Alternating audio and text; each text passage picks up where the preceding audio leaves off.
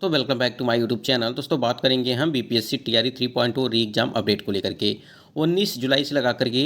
22 जुलाई के बीच जो आपकी परीक्षाओं का आयोजन किया गया था टीआरई 3.0 का जो री एग्जाम हुआ था उसी के संबंध में हम लोग बात करने वाले हैं। आज आपकी मीटिंग होने वाली थी, यानी कि शिक्षा विभाग और बीपीएससी आयोग के बीच जो है बैठक होने वाली थी और इस बैठक में क्या क्या जो है निर्णय लिया गया है, किन किन चीज़ों पर बातें हुई हैं उसको लेकर के भी बात करेंगे। साथ ही साथ आपके जो यहाँ पे कई सारे सवाल भी थे, वन कैंडिडेट वन रिजल्ट, विकलांग quota, OMR sheet, other state candidate, OMR में गलती, रिजल्ट से पहले डीबी और सीटेट या स्टेट को लेकर के भी बात करेंगे। कई सारी महत्वपूर्ण अपडेट आपको इस वीडियो के माध्यम से मिलने वाली है और जो भी आपको जानकारी दी जाएगी वो ऑथेंटिक दी जाएगी, इसलिए वीडियो को लाइक शेयर करिएगा और चैनल पर पहली बार विजिट किए तो चैनल को भी सब्सक्राइब करके बेल आइकन को प्रेस कर लीजिएगा, जिससे हर लेटेस्ट अपडेट आपको मिलती रहेगी।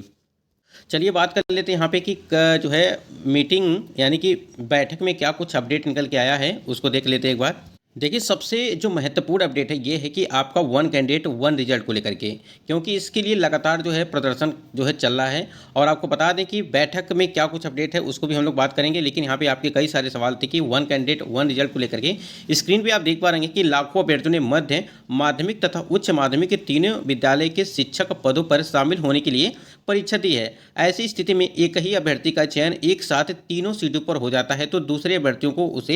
उससे सीटों पर बहाली में शामिल होने का मौका नहीं मिलेगा। इसलिए सरकार से मांग है कि वन कैंडिडेट वन रिजल्ट जारी किया जाए। जैसा कि हमने आपको बताया भी था कि जैसे मान लीजिए आपका पीआरटी में, फिर 6 to 8 में, फिर 9 to 10 में, फिर 11 to 12 में, ठीक है। इस प्रकार से चीज़ें यहाँ पे आती हैं और आप 1 to 5 में भी आपने जो है परीक्षा यहाँ पे फॉर्म अप्लाई किया है, फिर आप 6 to 8 में भी, फिर 9 to 10 और 11 to 12। मान लीजिए अगर यहाँ पे एक से अधिक वर्गों में आपका चयन हो जाता है, ध्यान दीजिएगा, मान लीजिए आपका एक से अधिक वर्गों, मान लीजिए आपका पीआरटी में हो गया, 6 to 8 में भी हो गया और 9 to 10 में हो गया, ठीक है। इन तीनों वर्गों में आपका चयन हो जाता है तो जो यहाँ पे आपका रिजल्ट तो सिर्फ यहाँ पे आप तो नौकरी सिर्फ एक ही पे करेंगे, चाहे आप पीआरटी में करिए, चाहे 6 to 8 में करिए, चाहे आप 9 to 10 में करिए, ठीक है। और यहाँ पे जो आपकी 2 सीटें हैं आपके नाम से, ये 2 सीटें खाली रह जाएंगी,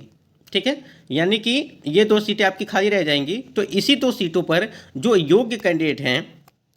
उनको मौका मिलना चाहिए। इसी के लिए जो है लगातार ये चीज़ें चल रही हैं कि वन कैंडिडेट वन रिजल्ट दिया जाए, न कि मल्टीपल रिजल्ट दिया जाए। मल्टीपल रिजल्ट देने से क्या होगा कि सीटें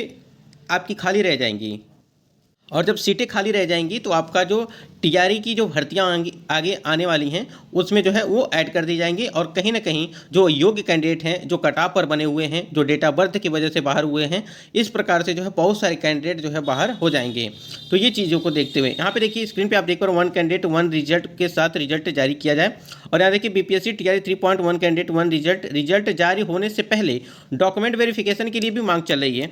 ठीक है। रिजल्ट जारी होने से पहले जो है डॉक्यूमेंट वेरिफिकेशन कराया जाए। जैसे आप लोगों ने देखा था कि सीटेट और एस टेट के नंबर को लेकर के जो अदर स्टेट वाले कैंडिडेट्स हैं, जो महिला कैंडिडेट थी खासकर, ध्यान दीजिएगा, यानी कि जो फीमेल कैंडिडेट थी वो 82 पे, यानी कि 82 या 83 पे ये इन्होंने इसको देखते हुए यानी कि 55% को मान करके ही इन्होंने फॉर्म अप्लाई किया था। लेकिन बाद में क्या हुआ कि आपके जो है यहाँ पे 60% जो है सीटेट में और यहाँ पे 50% जो है आपके या स्टेट में नंबर को लेकर के यहाँ पे जो है जिक्र किया गया और उसी के आधार पर यहाँ पे चयन प्रक्रिया हो रही है। उसी लिए यहाँ पे जो है डॉक्यूमेंट वेरिफिकेशन टीआरई 3 में सबसे पहले होना चाहिए, क्योंकि यहाँ पे अगर डॉक्यूमेंट वेरिफिकेशन नहीं होता है तो कहीं ना कहीं जो बाहरी कैंडिडेट है, जो अदर स्टेट के कैंडिडेट हैं, वो अभी भी जो महिला कैंडिडेट है वो 55% को मान करके ही इन्होंने फॉर्म अप्लाई किया है, जो कि यहाँ पे बिल्कुल गलत है। ये चीज़ नहीं हो रही है। आपको पता है कि 90 जो है नंबर आपको सीटेट में चाहिए और यह स्टेट में आपको जो है 75 मार्क्स चाहिए, यानी कि 50% आपको यह स्टेट में चाहिए और यहाँ पे 60% आपको जो है वो आपको सीटेट में चाहिए। तो इसको लेकर के इसी को देखते हुए, और बहुत सारे कैंडिडेट ऐसे होते हैं जो फर्जी जो डॉक्यूमेंट लगा करके जो है परीक्षा में शामिल हुए रहते हैं, लेकिन जब डॉक्यूमेंट वेरिफिकेशन कराया जाता है तो उस टाइम पे जो है उनको बाहर किया जाता है। तो इसलिए अगर आपको रिजल्ट सही तरीके से देना है तो यहाँ पे अगर डॉक्यूमेंट वेरिफिकेशन हो जाता है तो कहीं ना कहीं जो इस प्रकार से कैंडिडेट होंगे, ऐसे कैंडिडेट होंगे, वो बाहर हो जाएंगे। और दूसरी यहाँ पे देखिए बात ही कि बैकलॉग सीट पर पुरुषों को मौका मिले, ये 50% सीट ही महिलाओं के लिए आरक्षित किया जाए, ठीक है। यानी कि जो बैकलॉग वाली सीटें हैं, देखिए वैसे भी भी जहाँ तक हमें लगता है कि जो आपकी बैकलॉग सीटें हैं जैसे TR1 और TR2 की, अब हमको नहीं लगता है कि TR3 में आपकी बैकलॉग सीटें वो ऐड होंगी, ठीक है। और 50% सीट ही महिलाओं के लिए आरक्षित किया जाए। जैसे आपको पता होगा कि 70% जो है सीटें यहाँ पे महिलाओं के लिए बताया गया था, अभी न्यूज़पेपर में भी निकला था कि आपके सीटें जो है 70% वो महिलाओं की सीटें होंगी और महिला कैंडिडेट को यहाँ पे नौकरी दी जाएगी। तो वही चीज़ यहाँ पे है कि सीटें जो है 50% सीटें सिर्फ महिलाओं के लिए वो आरक्षित होनी चाहिए। उसके बाद से यहाँ देखिए कि TR1 और TR2 में नौकरी कर रहे लोगों का TR3 में उसी वर्ग में रिजल्ट जारी हो ना हो, यानी कहने का मतलब ये है कि जो भी कैंडिडेट यहाँ पे TR1 और TR2 में नौकरी पहले से कर रहे हैं,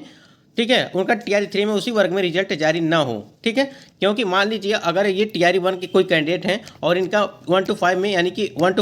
कि PRT में इनका सिलेक्शन हुआ है और इसमें सिलेक्शन हुआ है, अगर इनका रिजल्ट PRT में भी आता है, ठीक है, और PRT में इनका रिजल्ट दोबारा आ जाता है तो इनका रिजल्ट जारी न किया जाए, ऐसी मांग है कैंडिडेट का। लेकिन एक चीज़ यहाँ पे साफ कर देना चाहते हैं, आपको बता कि जो आपका एक अभ्यर्थी का एक सीट पर रिजल्ट यानी कि 1 कैंडिडेट 1 रिजल्ट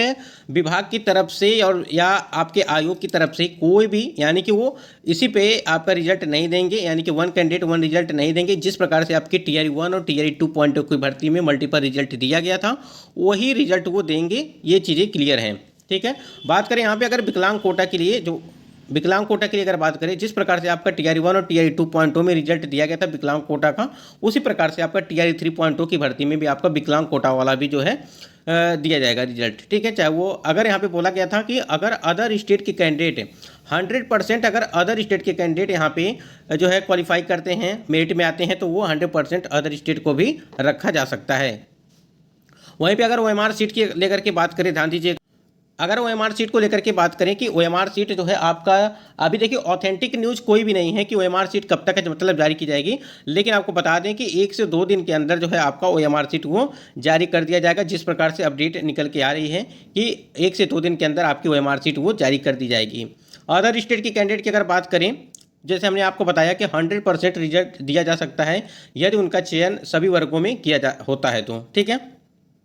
OMR में गलती को लेकर के जो कैंडिडेट यहाँ पे परेशान थे कि OMR में गलती है तो क्या रिजल्ट जारी किया जाएगा या नहीं किया जाएगा, देखिए सभी का रिजल्ट जारी किया जाएगा। अगर OMR में गलती है तब भी और नहीं है तब भी, कम से कम आप उस चीज़ को देखेंगे कि आप लोगों ने कहाँ कहाँ पे जो है मिस्टेक किया है, कहाँ पे आपने त्रुटियाँ की हैं, उस चीज़ को आप लोग को दिखाना पड़ेगा।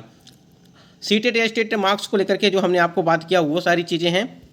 और एक चीज़ और यहाँ पे बता दें कि जो आज यहाँ पे मीटिंग होने वाली थी, ध्यान दीजिएगा, जो मीटिंग होने वाली थी आज, वो उस मीटिंग को जो है पोस्टपोन कर दिया गया है। अब ये मीटिंग पोस्टपोन क्यों हो गई, इसके लिए जो है उन्होंने कोई भी चीज़ यहाँ पे अपडेट नहीं मिली है कि पोस्टपोन क्यों किया गया है। वो अगली डेट कब डालते हैं, कब मीटिंग किया जाता है, यानी कि कब बैठक की जाती है और क्या क्या निर्णय लिया जाता है। देखिए निर्णय क्या है, आपके 1 candidate 1 result, OMR seat, answer की रिजल्ट को लेकर के यही सारी चीज़ें जो है वहाँ पर मीटिंग में आपकी चलेगी। लेकिन फिलहाल अभी जो आपकी मीटिंग आज होने वाली थी उसको पूरी तरह से जो है कैंसिल कर दिया गया है और उसमें कोई भी चीज़ें, कोई भी बातें अभी तक जिस प्रकार से जो अपडेट निकल के आई है कि कोई भी मीटिंग आज बैठक मतलब कि नहीं कराई गई है। और देखिए अगली डेट देखिए कब तक वो मिलता है और कब तक जो है शिक्षा विभाग और BPSC आयोग के बीच ये बैठक सहमति बनती है और बैठक बुलाया जाता है, बैठक कब होती है, ठीक है। और देखिए उसके बाद यहाँ पे एक अपडेट आई थी कि जल्द शुरू होगी नई बहाली प्रक्रिया, पुराने रिजर्वेशन पॉलिसी पर नौकरी, और अब कई विभाग का रिजल्ट जारी होगा, पेंडिंग रिजल्ट जारी होगा, 50% आरक्षण के आधार पर जारी होगा, सरकार अगले 4 दिनों में लेगी फैसला। तो यहाँ पे देखिए 4 दिनों में आपकी जो पुराने रिजल्ट हैं, जैसे आपकी TR 3.2 का है, फिर प्रधान शिक्षक भर्ती का रिजल्ट है, ठीक है, कई प्रकार के जो रिजल्ट हैं यहाँ पे दिए जाएंगे। आप जो भी पेंडिंग में पड़े हुए हैं रिजल्ट, वो सारे रिजल्ट आपके जो है जल्द से जल्द 4 दिनों के अंदर जो है वो आपको मिल सकता है देखने को। और वो भी कब, यानी कि किस प्रकार, यानी कि 50% आरक्षण के आधार पर आपका रिजल्ट वो जारी किया जाएगा। तो यहाँ पे आज जो शिक्षा विभाग और BPSC आयोग के बीच जो बैठक होने वाली थी वो उसको पोस्टपोन कर दिया गया है और अगली डेट के लिए आप थोड़ा सा इंतजार करिए। जैसे ही यहाँ पे डेट मिलेगी हम आपको ज़रूर बताएंगे। लेकिन बहुत सारे सवाल थे आपके, जो 1 कैंडिडेट, विकलांग quota, OMR sheet, other state, OMR में गलती, रिजल्ट से पहले DV, सीटेड या स्टेट को लेकर के, इस सारी चीज़ों को जो है देखते हुए। और एक चीज़ और भी है, जो अदर स्टेट के कैंडिडेट हैं वहाँ पे 100% जो है रिजल्ट दिया जाएगा अगर वो अच्छा प्रदर्शन किए होंगे तो, ठीक है। ये भी चीज़ यहाँ पे सुनने में आ रहा है कि आपकी जो अदर स्टेट के कैंडिडेट है अगर उनका प्रदर्शन अच्छा रहा उनको 100% सीटों पर जो है रिजल्ट दिया जाएगा। तो देखिए कब तक बैठक होती है, थोड़ा सा आपको इंतजार करना पड़ेगा। अगर इसके बारे में कोई भी अपडेट मिलती है तो आपको ज़रूर यहाँ पे अपडेट मिलेगी चैनल पर। अगर आप चैनल पर नए हैं तो चैनल को भी सब्सक्राइब कर लीजिएगा और वीडियो को लाइक शेयर जरूर करिएगा। आज के वीडियो में बस इतना ही, मिलते हैं नेक्स्ट वीडियो में। तब तक के लिए जय हिंद, वंदे मातरम।